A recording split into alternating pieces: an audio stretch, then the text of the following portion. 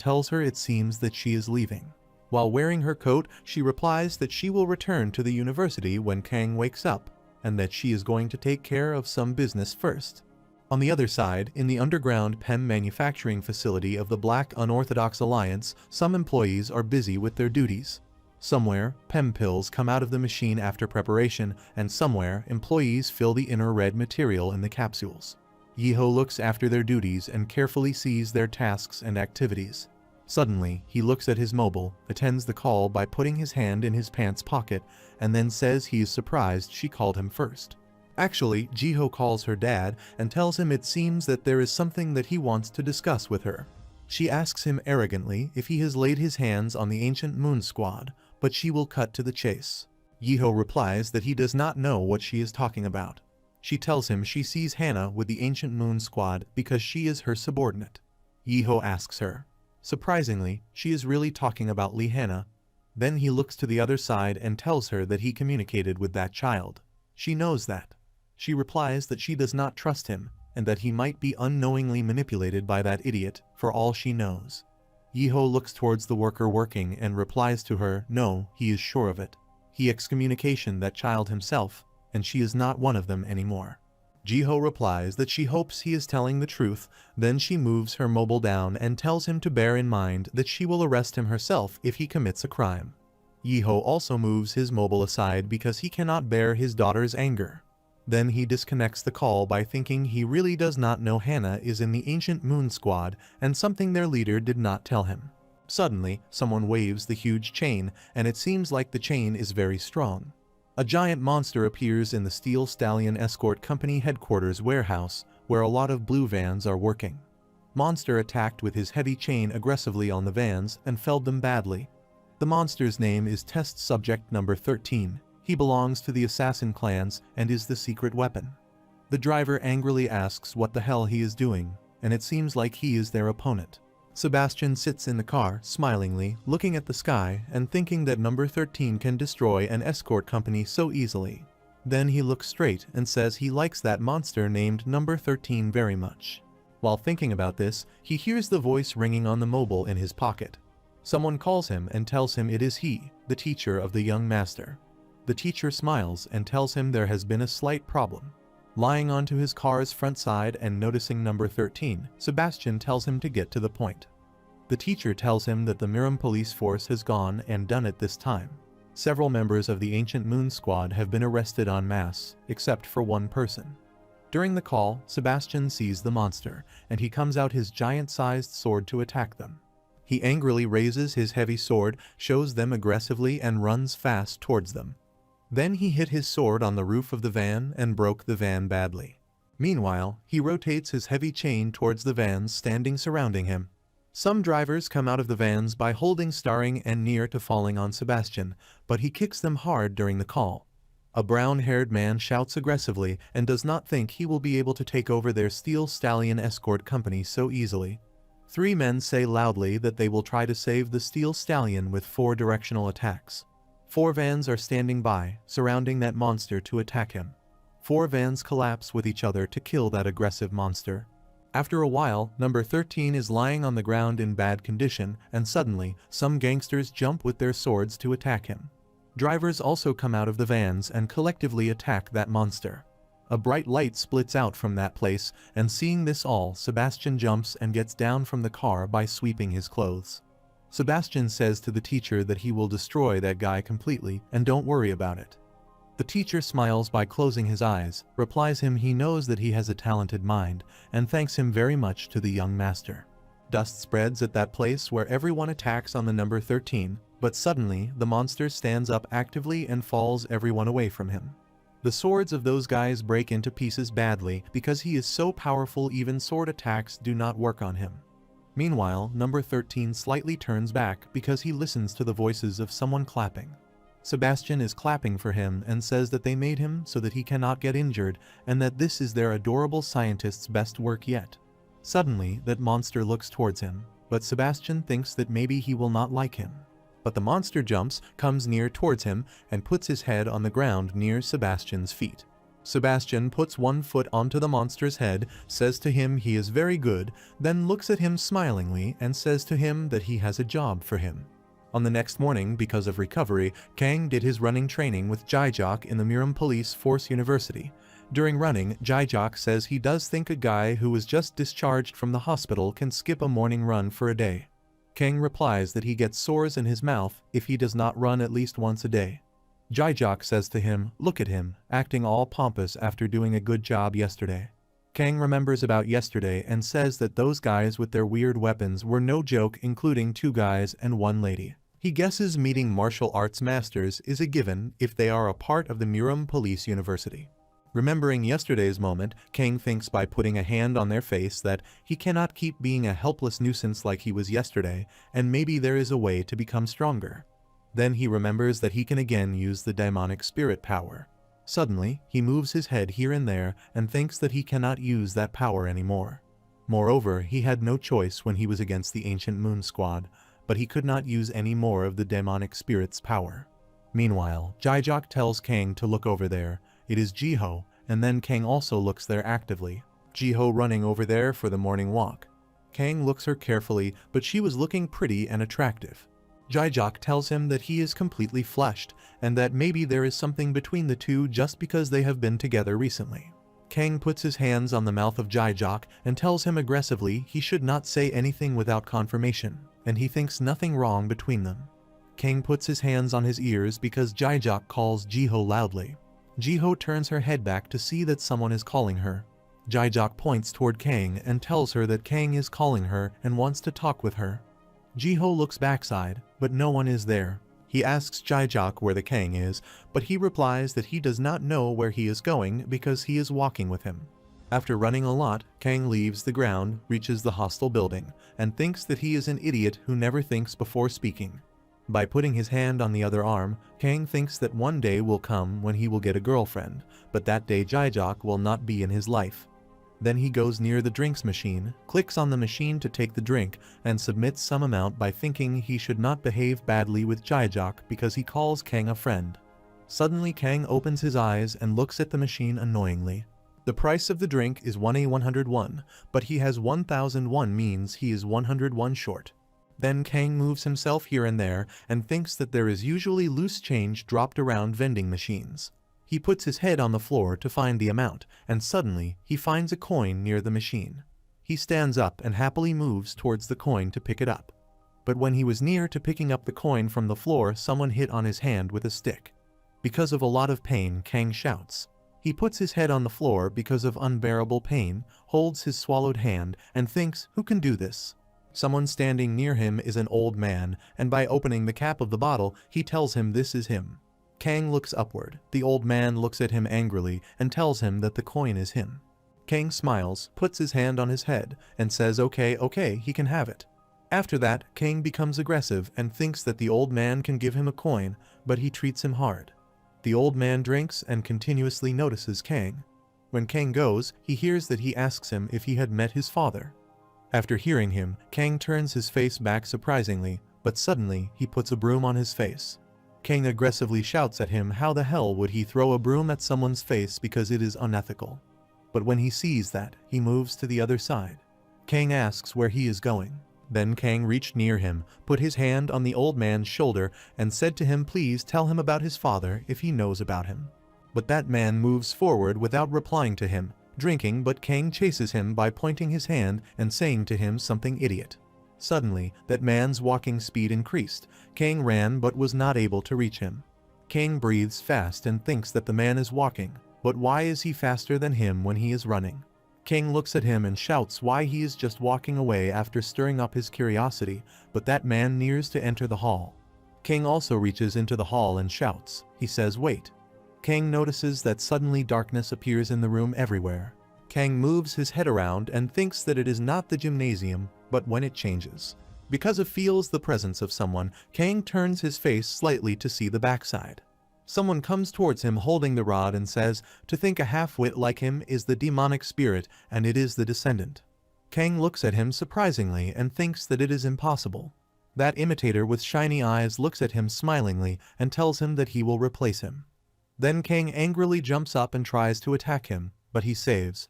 Again, Kang tries to hit him with the broom, but he moves aside. The imitator laughingly says to him that his short temper is no good. Kang looks at him aggressively and asks him who he is, but suddenly, he disappears. Kang again looks around, but no one is there in the dark room. Meanwhile, Kang hears the unusual voices. He turns his face to the side and sees someone throwing the wooden rods rotating in 2 different directions towards him.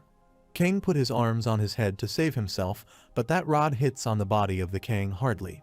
Kang thinks about what is happening but says angrily that he cannot tell where he is hitting him from at all. The imitator comes to his backside and tells him hey, he is over here.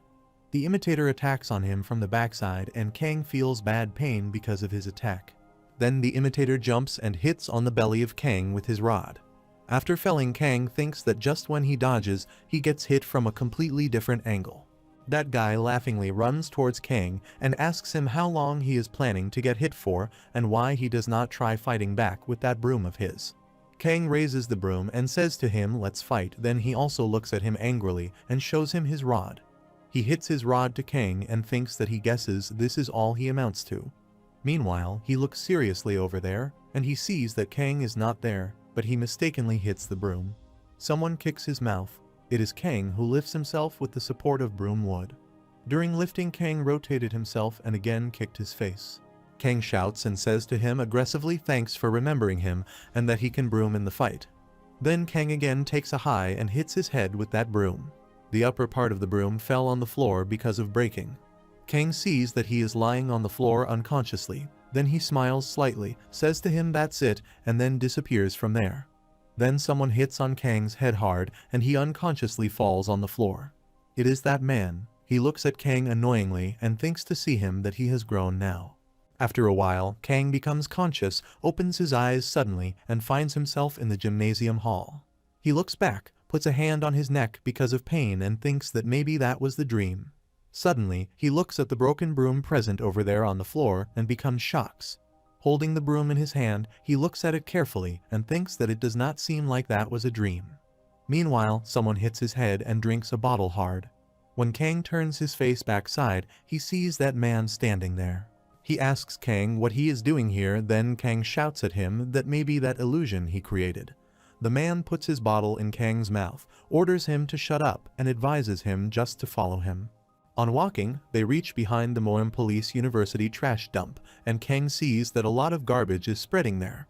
Kang suspiciously tells him that if he knows about his dad, then he has to tell him and be honest with him. While walking forward, the man replies that he knows about his father, and then he hears Kang request him to talk about his father. Kang looks at his hands and thinks that he barely knows anything about his dad, that's why he entered this university. Then Kang closes his hand and thinks that he is in this university now and he must find some clues about his father. He looks at him and says please tell him. The man slightly turns his face to look at him. Kang also looks at him and waits for his response. Suddenly, the man tells him he feels pain in his back and he looks at him surprisingly. That man shows him that there is a lot of garbage in the ground and he is not able today to clean up. Kang asks him angrily so what he is trying to say and why he tells him about his work, but the man just replies annoyingly he has pain in his back. That man looks towards him and asks him if he will help him, would not he, because if only somebody would help him, he will reward them. Kang replies okay, he will help him, but in exchange, he must tell him about his dad. Then that man starts walking aside by holding a drink bottle and tells him he will be taking a nap over there, then do his best. Kang looks at him angrily, holds a broom, then looks at the floor and thinks why he is making him do something like this. It is not so hard to just tell him. He starts cleaning up the floor and sweeping the floor. He feels that when he tries to sweep the floor to collect the garbage moves its position aside and does not collect. Kang surprisingly looks over there, then he again sweeps on the floor to collect the garbage, but the garbage moves to the other side. Kang becomes frightened to look there and thinks it is impossible. Kang looks at the ground and thinks that the trash is avoiding the broom, and it seems like they have a mind of their own to think about what they have to do. Holding a broom in his hand, Kang angrily thinks that maybe it could be that the man did something to them. Then he moves here and there, puts his hand on his face, and thinks that considering what happened at the gymnasium, and now this, he is hiding something. he looks towards trash and thinks that it looks like sweeping normally would not work. He sees his hand and thinks that he should try using Kai power. Then he grabs the broom tightly, lifts it up, absorbs his Kai power into it, and then hits it with the trash. A blue magical ball is made around the broom, and now the broom is ready to work. Now he is sweeping easily after using power, and now trash can easily goes into the basket. Kang smiles and thinks that it works. They clump up well together if he uses Kai. Kang becomes naughty, smiles and thinks that man once again has underestimated him, and then pushes the trash into the basket. By looking towards the trash in the basket, Kang becomes surprised. He continuously sees the basket and thinks that there should not be two, since he just swept in another one, so why is there only one? He becomes annoyed and thinks that he is sure something is wrong with this thing. Then he quickly moves here and there to clean up with the broom and thinks that he has to sweep them faster. He put his hand on the broom and looked at the basket, thinking that he had a lot of struggle to sweep, but the trash bin was empty, and trash was spreading around the bin. He suspiciously thinks that the amount does not shrink no matter how much trash he sweeps in, but rather it feels like it has increased. Suddenly, that man again comes there holding his bottle and says to him, "He dull boy, he can sweep them all in at once." Kang becomes surprised after listening to him, and then thinks about the method to gather all the trash here into one clump. So he again holds the broom and thinks that he will try again, gathering even more of his Kai power. He lifts the broom in the air, and the blue magical ball makes it around the broom brush. Then he hits the broom with the ground hard. The trash starts to shiver. It seems that the Kai power affects them. Meanwhile, the trash itself gradually moves towards the broom, and a blue magical ray comes out from the broom and spreads in the surroundings. After a while, all the trash sticks with the broom and Kang holds it tightly, looking towards it to use his Kai power just a little more. Meanwhile, he gathers the trash, feels weakness in his body and waves unconsciously. He falls on the ground near trash, and that man also saw the previous situation. Then Kang could not behave consciously and thought that, as expected, the amount of Kai he had was insufficient to stupidly gather them all like this.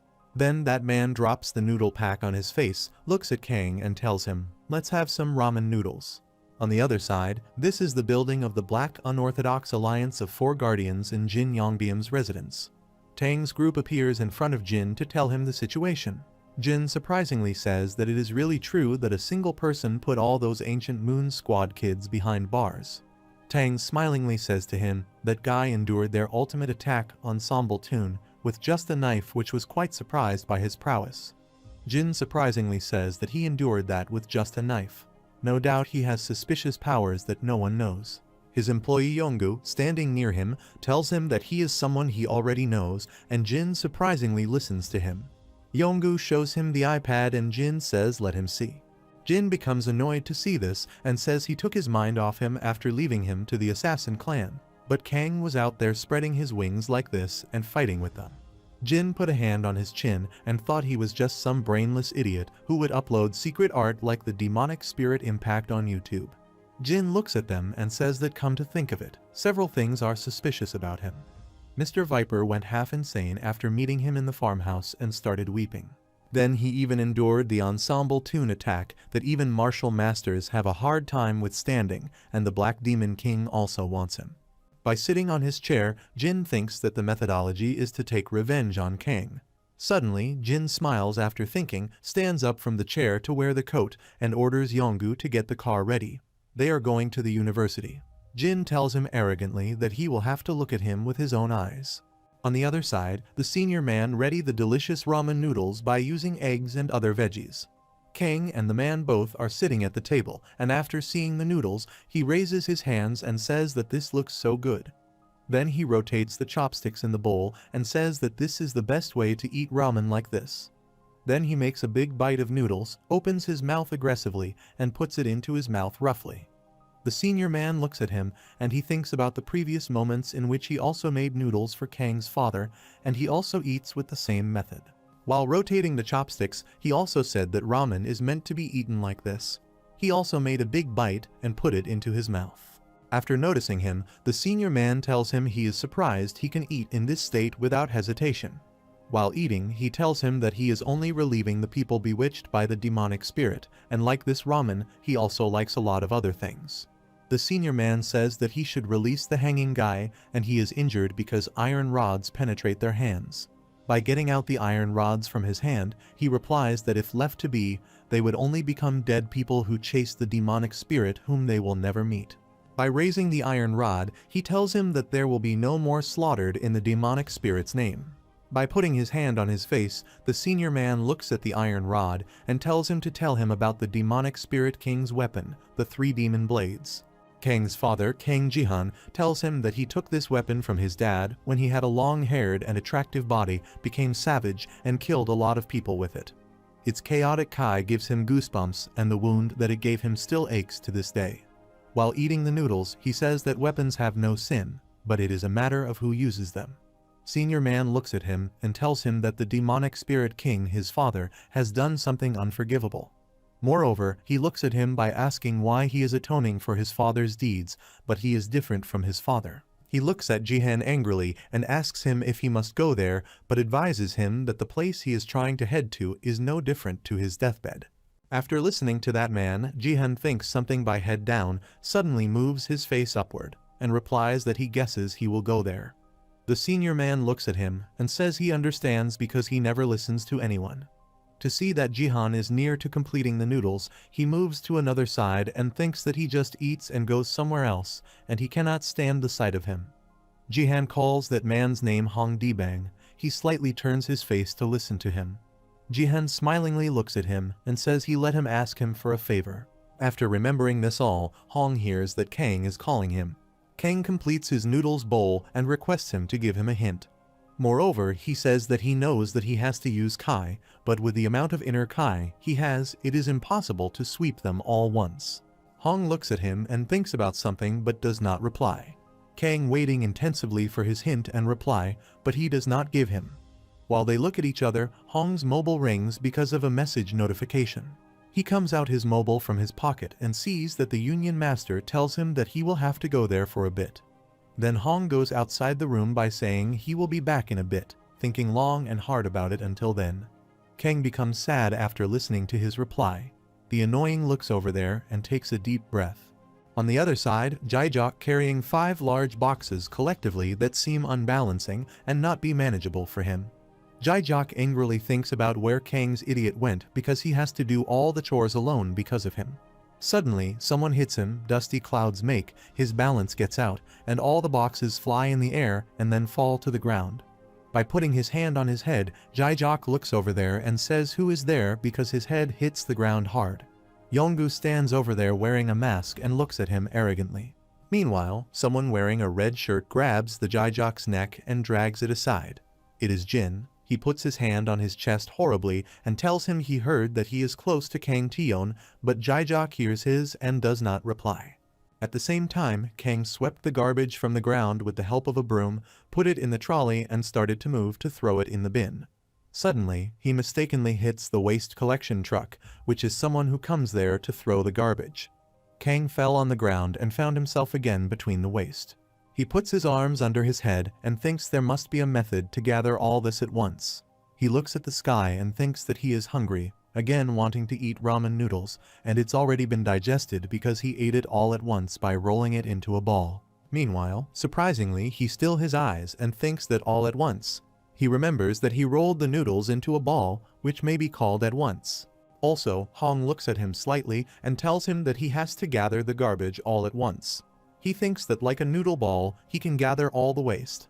By remembering his previous situations, come to think of it, he has only tried to forcibly gather his kai, until now that's why his kai usage was so inefficient. After thinking about this all, Kang lifted the broom by thinking like how he rolled the ramen noodles into a ball all at once and gathered the kai in the same manner. Suddenly all the waste starts to attract to the broom from the right side, and then from the left side. As Kang rolls the broom, same time garbage moves in rotation and dust clouds spread everywhere. Kang is screaming and says like a coiling and spinning whirlwind, he hits the broom with the ground hard. Kang takes a deep breath, feels relaxed, looks at the garbage and thinks that he did it finally. Kang satisfyingly holds the broomstick and says that he has gathered them all. Then he looks at the broomstick and thinks that it is not crumbling apart like before, and he does it. Suddenly, Kang feels something happening in his body. He He stands and feels his body is feeling light, and he gathers even more Kai than last time, but he does not feel tired at all. He straightens his arm and feels so refreshed as if he worries that just a second ago was a lie. Then he closes his fist, looks at his hand, and feels like Kai is spreading to every nook and cranny of his body through the vessels. Then he made a punch to hit that gathered garbage, but when he was near to hitting it, his mobile started to ring, and he stopped. He opens his mouth, thinking that this time who is calling him, but looks at the mobile. This is the Jaijak on the call. He sent him the message to meet him right now at the Roman 20 Alley underground parking lot, and it's urgent. After reading his message, Kang thinks that he suddenly wants to meet him and hopes everything will be fine. After a while, Kang reaches Roman 20 Alley's underground parking lot and starts to call his name to meet him. Kang looks in both directions and thinks, why the hell did he make him come to a place like this? But he remembers that he says it's urgent. Meanwhile, he quietly listens to some unusual noises. He turns to move where the noises come from, and the place is behind the wall. Kang reached behind the wall and peeked there thinking the noises came from over there. Meanwhile, Kang becomes surprised to see that there are two persons, one of them lifting Jaijak up, the second one wearing a red dress with bloody hands, and both wearing masks. Kang looks at them suspiciously and becomes frightened to see that the Jaijak is injured, looking at him sadly and calling him for help. That dress man grabs Jaijak's face offensively, takes off his mask, looks at the Kang smilingly. He is here and tells him to be ready to kill. After some time, Mr. Jin also beats Kang a lot like Jaijak. Kang is bleeding and tells Jin to get ready for the high-intensity jerk. Injured Kang puts his hands in front of Jin's face, spreads his fingers as a spell and says, "Here is the demonic spirit impact." A high-intensity bright light expels out from Kang's hand on his body. Yonggu puts his hands on his face because he is not able to bear this intensity of light, and he calls Jin as a president loudly. Kang angrily moves towards Yonggu and applies 5 to 6 times punches to his body strongly. Kang put his hand in front of his face to make a spell, set his hands positioned in front of the Yonggu, and made a magical ring to attack him. Those magical rings hit the Yonggu, blood expels out from his mouth, and he falls away on the ground. Kang looks at him arrogantly and says to him that he attacks him because of Jaijak. Meanwhile, Kang listens carefully to the noise of a car. He turns back and sees a car moving towards him. That car hits Kang hard against the wall, and he becomes injured. Because of the hard jerk from the car, Kang screamed loudly by opening his mouth and bleeding. Someone climbs into the car arrogantly to see the situation of Kang. It is Jin, whose shirt is ripped badly, and he smilingly says the legend of the demonic spirit king was all rumors. While bleeding, Kang looks at him surprisingly and thinks that he is in good condition even after getting hit by the demonic spirit impact. By closing his eyes, Jin thought that he had been able to see the power of the demonic spirit, but how did he become such a legend? That's what he thought. Moreover, to remember the demonic family in a long black dress, a rumor that the retired Murim people used to maintain their status through fear. Jin points towards Kang and smilingly says that he is nothing more than the idiot of a filthy show-off ancestor. After listening to this all, Kang aggressively says to him shut up and then combines his hands to make a spell. His hands expel magical rays and he moves backside to the car angrily and tired. Then he prepares a heavy punch and applies it on Jin, but Jin saves himself by putting his arms in front of his face. Then Kang raises a magical punch towards Jin and multiple magical rings come out from his punch and Jin falls away.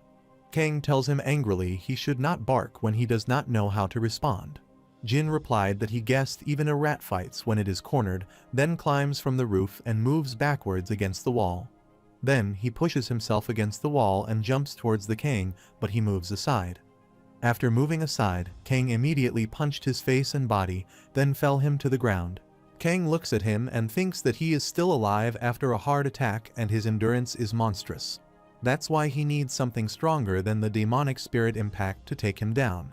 Meanwhile, he notices an unusual voice. It is Jin who fastly runs towards him, showing his claws and saying loudly, tearing tiger claw hand.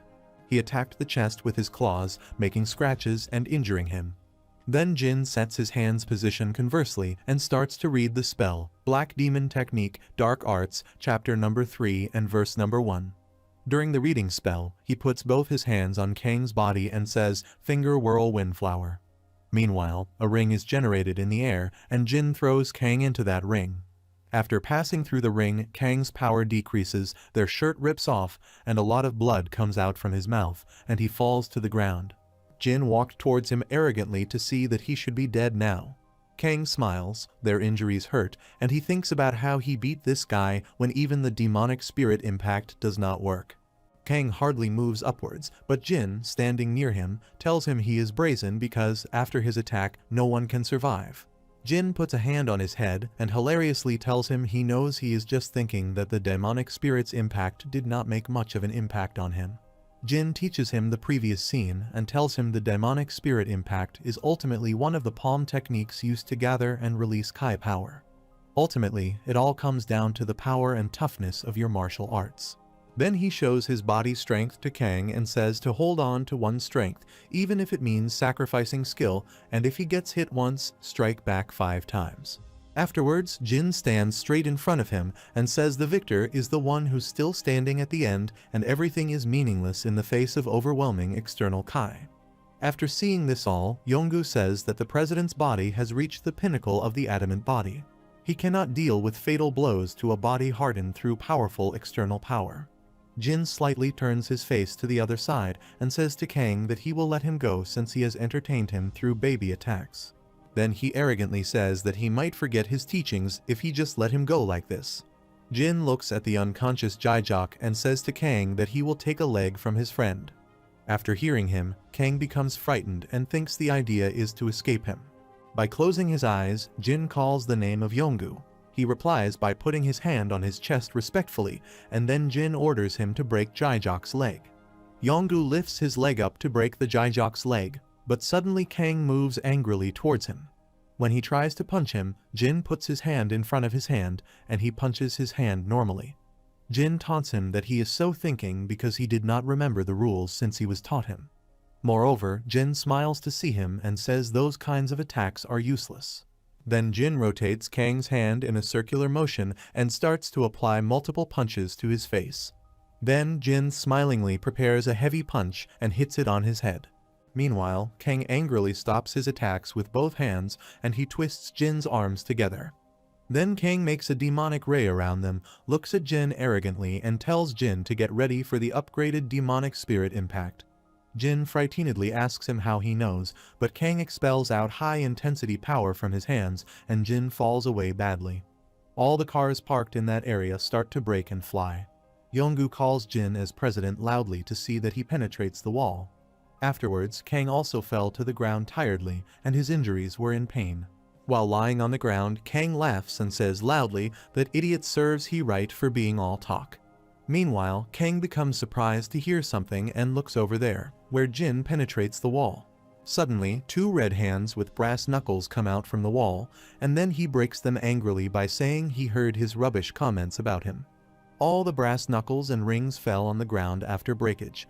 Jin put his foot on the ground by saying he would make sure to teach him who is the one who is all talk.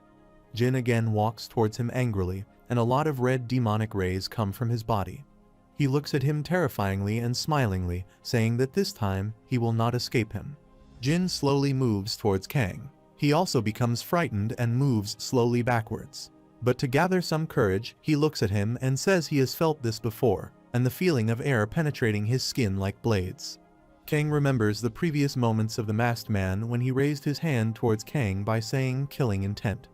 Jin smilingly asks him what's with that expression, but maybe that masked man was. When Jin drags his hand near Kang's body, Kang replies because he is spacing out like that masked guy. By keeping a punch near his body, Jin sees in his eyes and tells him that he has already hit him 5 times. Meanwhile, Kang feels a lot of pain in his body because he hypnotizes him and then attacks him. That is why he could not feel pain at that moment. Kang looks at him aggressively and thinks about when he got hit because he could not see his movements. Kang put a hand on his chest because of high pain and dragged backwards. Jin again moves towards him slowly and makes the other 4 forms like himself. After looking at him in multiple forms, Kang annoyingly thinks that his eyes cannot keep up with him at all. He tries to kick on his face, but suddenly Jin's 3 to 4 forms punch on his body. Kang takes a jump and moves backwards, but again Jin punches his face ruthlessly and he drags back. Jin smilingly says it is no use placing distance between them, and for him, who has unlocked the black snake vermilion feather, distance itself is meaningless.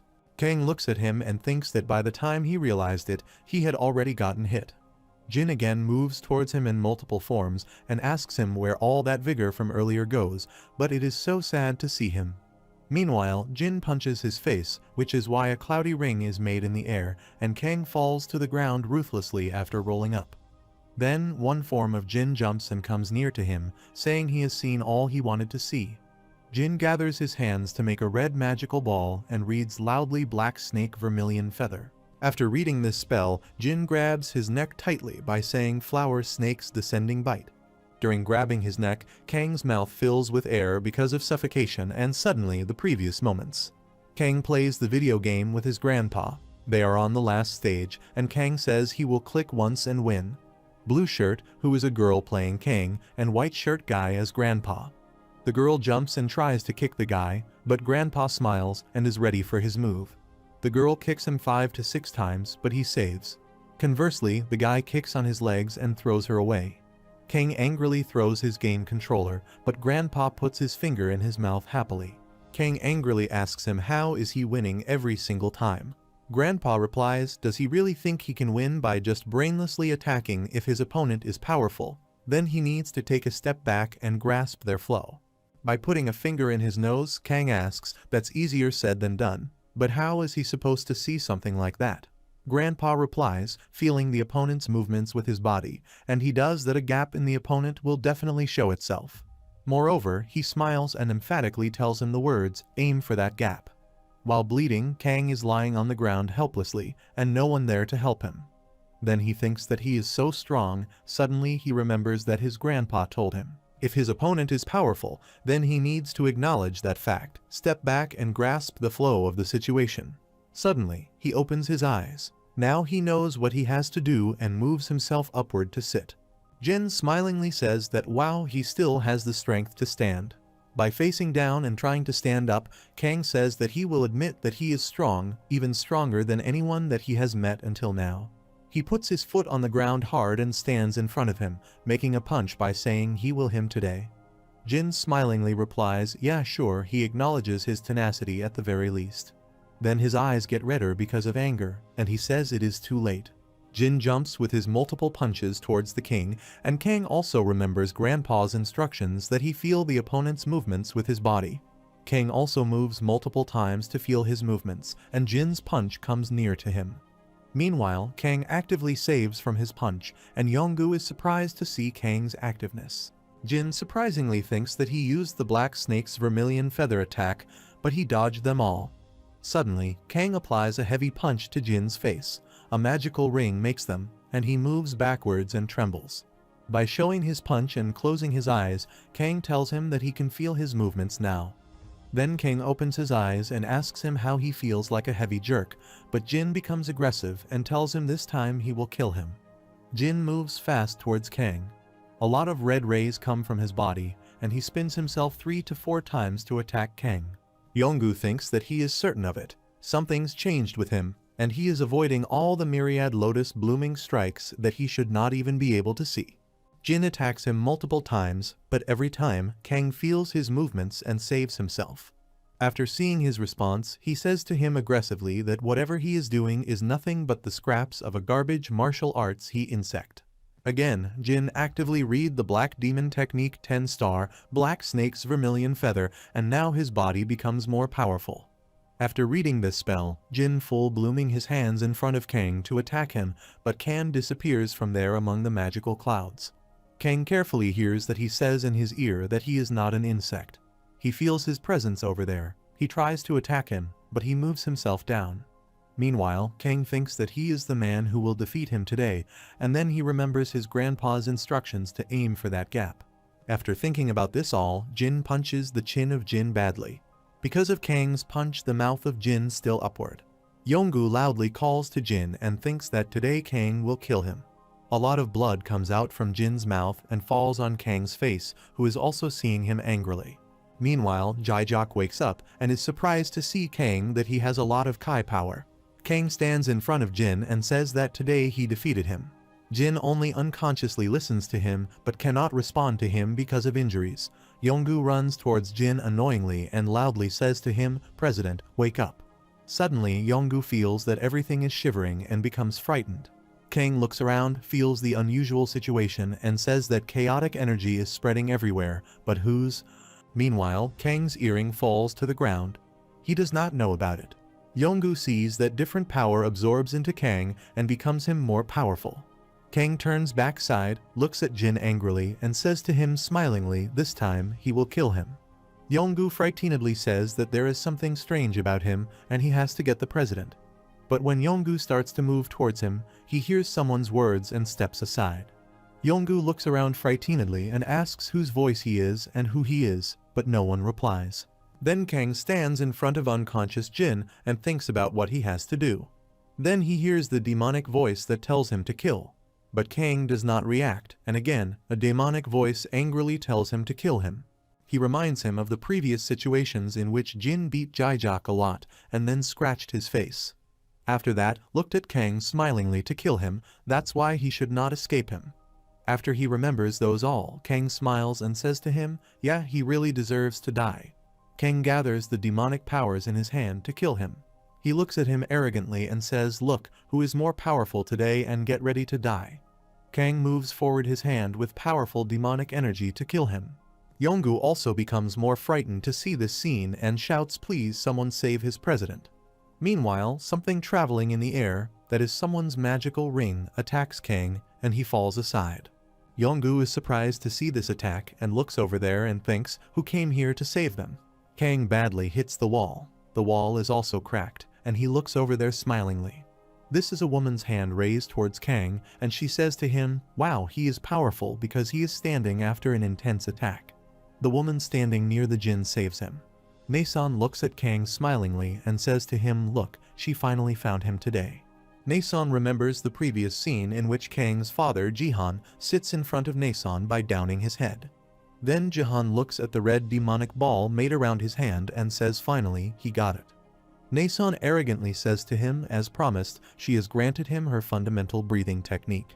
So when is he going to keep his promise of battling her after he has absorbed the demonic spirit from his father? Jihan does not reply to her and thinks something by downing his head.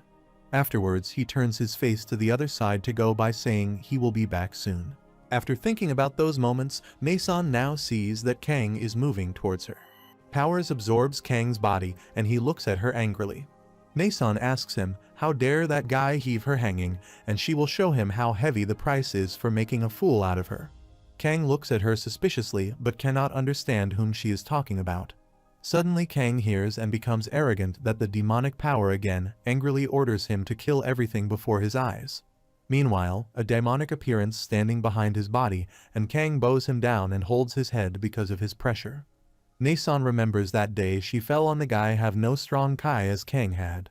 She arrogantly moves towards him and tells him the demonic spirit energy is definitely stronger in him than in the other guy. Nason points her finger towards him and tells him he will be a good warm-up before she faces the demonic spirit king, and she will end him up today. After listening to her, Kang angrily moves towards her to attack her. Meanwhile, someone's shoe like Hong reached there and grabbed the king's head. Yes, it is Hong who holds Kang's head and arm and hits his head on the ground. Nason becomes surprised to see that suddenly, who comes there between their fight. Hong puts the magical earring in Kang's ear and scolds him angrily. It seems that he is also planning on walking the path of a murderer. After putting an earring in his ear, then Hong hits a slight punch on his shoulder and Kang unconsciously falls to the ground. After seeing this all, Nason becomes surprised and thinks that the demonic spirit's energy is subsiding. Nason looks at Hong angrily, asks him who he is, and tells him he should not come between their fight. Hong replies arrogantly that he is the beggar of the Vagrant Union, but asks her who she is. Before replying to him, she thinks that of all people, why does it have to be this annoying beggar? Fortunately, he does not seem to recognize her after her rejuvenation.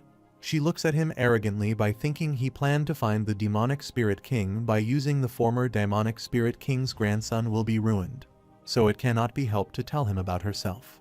Hong looks at her angrily and asks her why she is not answering, but if she does not answer him quickly, then he will use his power to know her. After listening to him, Nason becomes angry and starts to shout. Then she sits on the ground, crying childishly. She is so scared. That weird idiot and Baldy were trying to hit her, but that student ended up protecting her. Yongu becomes surprised to see her reaction, and then Nason secretly says to Yongu what he is looking at and orders her to get lost. She looks at him and says tell this to Guardian Jin, he will pay the price of laying his hands on her toy. After listening to her, Yongu becomes frightened and replies to her okay. Then he reaches Jin, lifts him up in his arms and goes from there. After seeing his situation, Hong thinks that today Kang should kill the root of corruption. When Hong goes from there, suddenly, Kang holds his trousers and tries to stop him. Hong turns to look backwards to listen to him. He moves his face slightly upward and requests him to save Jaijak. After saying him, Kang's head hits the ground and he becomes unconscious. On a moony night, in the Murim Police Force exclusive hospital, Kang is lying on the bed and Nason is sitting on a chair near him. Nason puts her hand on her face and looks at Kang thinking that she did end up meeting him. Apart from that, suddenly, she looks at his body and thinks that no doubt his body is very attractive. Then she touches his arm and becomes more surprised to see that it is a body that allows anyone to learn martial arts easily. Then she looks at him surprisingly, moves around and thinks that it must be amazing to learn martial arts with a body like this. Suddenly, Kang becomes conscious, looks at her suspiciously and asks who she is. Meanwhile, Jiho reaches there and asks him what the hell is happening here. Jiho tells him annoyingly that she did not expect this from him. Afterwards, Jiho went by saying she visited because she was worried, but it seemed that was unnecessary.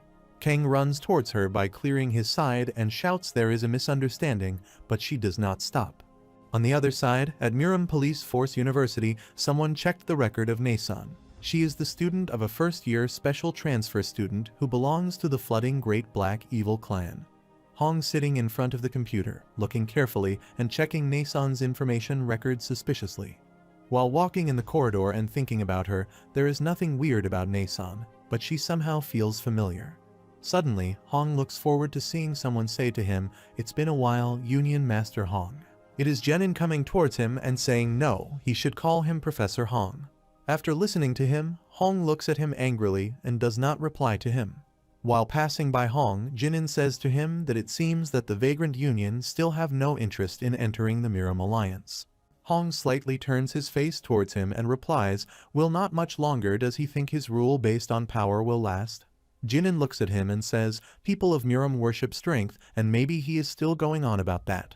Hong outrageously moves his head towards Jenin and advises him that not all members of the alliance learn Wudang's 3 martial styles.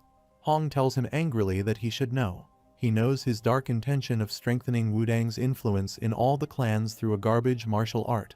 Jenin seriously replies, "What if he is, but this is all because they all lack power." Hong turns his face on the other side and starts to move by saying, "Don't be so conceited, and peace created through power is bound to be broken by power." While Hong is going in the opposite direction, Jenin comes near him and says he wonders who could possibly break it and taunts him maybe he. Hong slightly turns his face towards him to reply, but no one is there in the corridor and Jenin disappears. Hong angrily closes his fist and becomes annoyed. On a moony night in the hospital, Kang, feeling better now, put a hand on his head thinking, he doesn't know about that girl who made Jiho understand. Suddenly, Kang looks slightly over there and sees this is room number 316, and Jaijak admits in this room. Meanwhile, he enters the room and calls Jaijak loudly. He sees someone long-haired man standing near the Jaijak's bed, and he looks at him. Suddenly, that man angrily turns back to see the person who is calling Jaijak. Kang becomes frightened to see his reaction, but he cannot say anything. Jaijak smiles and tells him this is Kang Tion's father. By putting their hand in his coat, Jaijak's father tells him he is the friend that was at the scene together with Jaijak. Kang frightenedly replies, yes, his father puts his hand on Kang's shoulder by saying good man. Then he passes by him by saying thank him for saving his son. Kang looks at him suspiciously, then Jaijak tells him that he is his father. Jaijak seriously tells him about his father. He is the leader of the manhua sect, the Sword of Manhua, and named Lee Kimun. Kang stood near him quietly and carefully, listening to him. Kang looks at Jaijak because he is asking him about his future goals, but Kang just looking at him by thinking. Jaijak tells him that she can see he is the son of the manhua sect leader, so he can help him to fulfill his goal. Lying on the bed, Jaijak tells him he thought he had naturally inherited the manhua sect, but his goal was to make his own manhua. By closing his fist, Jaijak tells him this is the basic reason he entered the university and to raise the status of manhua in the Murim alliance. Jaijak tells him about the previous incident when he was lying on the ground in front of his father because his father thought differently. By holding a sword in his hand, he said to Jaijak that manhua exists only as itself. He forced his own path on him and made him suffer through harsh training all the time. That's why he started training in Wudang's martial arts academy without him knowing, but also other young trainees of manhua started to learn Wudang's martial arts. Jaijak looks at him with a bandaged face and tells him that's why he joined Murim Police Force University. Then he tells Kang about the fight with Jin in which he tries to attack him, but Jin every time saves from his attack. To see his defeat in front of him, Jaijak aggressively smiles. Not a single attack worked because he was drunk. Meanwhile, Jin held his face strongly and hit the ground. Jaijak annoyingly put his hand on his body and said in his drunken condition that he had forgotten every rule, martial arts, and even the teachings of manhua. To remember his father's sword, he says to him that if only he continued on the path according to his father's will, he would be able to defeat that guy. Jaijak puts his hands on his eyes, starts crying, and says he has shown such a shameful state to his father. After listening to him, Kang becomes annoyed but cannot reply to him. Because of the shame, Jaijak gathers his hands in front of Kang and requests him to please get out as he wants to be alone. Kang comes out of the room, closes the door and stands out of the room. Kang puts his head on the door, looks upward and thinks about his goal. Then he reminds me that his very first goal is to find his father. Then he moves outside by thinking that he does not know about his other's goals. On the other side, someone grabs a guy's face tightly and then escapes him, and the injured guy sits against the fall by downing his head. This is a masked man who beat that guy and looked at him angrily. Afterward, some other guys move toward the masked man to beat him. One of them attacks him, but he moves aside. Then he hits on his knee and the guy falls on the floor. The masked man put his shoe on his face, bleeding, suppressed, and killed him. After seeing this, his companions angrily jumped on the masked guy and tried to kill him with his dagger, but he slapped him in the face. Then he punches in his chest and the man moves backward. Meanwhile, the masked man kicks his face badly and he falls away and hits the wall. After killing many people, the masked guy stands in front of the warehouse where many boxes are placed in line. Meanwhile, the masked man turns his face on the other side after hearing unusual voices. Suddenly, he put his arm on his face because of the bright light. 4 trucks by falling lighting on him, ready to come out from the warehouse. Meanwhile, 3 bodyguards from the left side and 3 bodyguards appear there. Suddenly, Sebastian appears there with their 4 employees who are chasing him and says smilingly, "But to think he had fallen for such a simple trap." Sebastian looks at him happily, saying, "Finally, he caught him today. Nice to meet him, a foolish man." He introduces to him his subject number 13 with chains, a scientist miracle, and tells him today he will entertain him. Meanwhile, the monster tries to kill him with a heavy sword connected with a chain and the masked man becomes frightened to see it. But he moves downward and saves himself from his attack. He looks at him angrily, thinks he should be more careful the next time, and suddenly he raises his sword to kill him. The masked man looks at him surprisingly and thinks that he is too slow. Then the monster tries to hit him, but he flips himself and saves.